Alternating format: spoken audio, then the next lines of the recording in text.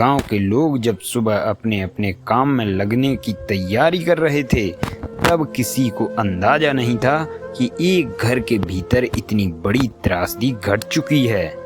बताया जाता है कि बलराम और उसकी पत्नी रविता के बीच पिछले कुछ दिनों से विवाद चल रहा था।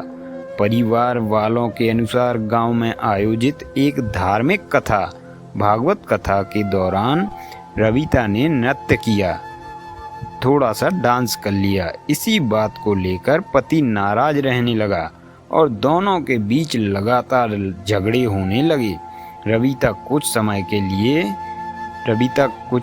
के लिए अपने मायके भी चली गई थी। बाद में परिजनों की समझाइश के बाद वह वापस अपने ससुराल लौट आई, लेकिन घर का तनाव पूरी तरह समाप्त नहीं हुआ था। हालांकि पुलिस अभी भी पहलुओं की जांच कर रही है।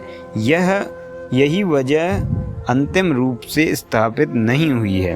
घटना वाली रात घर में सब कुछ सामान्य दिखाई दे रहा था। पड़ोसियों को भी कोई असामान्य आवाज़ सुनाई नहीं दी, लेकिन रात के अंधेरे में ऐसा कुछ हुआ जिसने पूरे परिवार को खत्म कर दिया। प्रारंभिक जांच के अनुसार बलराम ने पहले अपनी पत्नी रविता पर कुल्हाड़ी से हमला किया। इसके बाद उसने अपने 2 मासूम बेटों पर भी हमला किया। तीनों की मौके पर ही मौत हो गई। वारदात के बाद वह घर से निकल गया और कुछ दूरी पर स्थित रेलवे ट्रैक पर पहुंचकर ट्रेन के सामने कूद गया, जिससे उसकी भी मृत्यु हो गई। सुबह जब पड़ोसियों ने घर में कोई हलचल नहीं देखी तो उन्हें शक हुआ। दरवाजे के भीतर झांकने पर खून से लथपथ दृश्य देखकर सभी सन्न रह गए।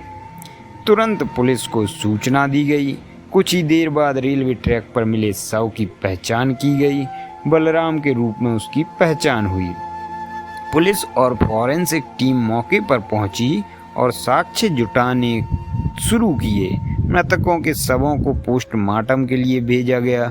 पुलिस ने परिजनों और ग्रामीणों के बयान दर्ज किए और मामले की हर संभव दिशा से जांच शुरू की।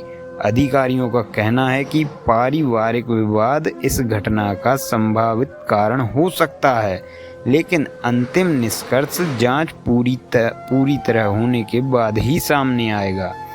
इस घटना ने पूरे गांव को गहरे सदमे में डाल दिया। लोगों का कहना था कि छोटी छोटी बातों पर बढ़ता गुस्सा और आपसी संवाद की कमी कभी कभी ऐसे भयानक परिणाम ला सकती है। जिन बच्चों की किलकारियां कभी उस घर में गूंजती थीं, वही अब सिर्फ सन्नाटा पसरा हुआ है। यह दर्दनाक घटना याद दिलाती है कि पारिवारिक मतभेदों से सावधान रहना चाहिए। हिंसा नहीं बल्कि बातचीत, धैर्य और कानूनी या सामाजिक सहायता के माध्यम से किया जाना चाहिए।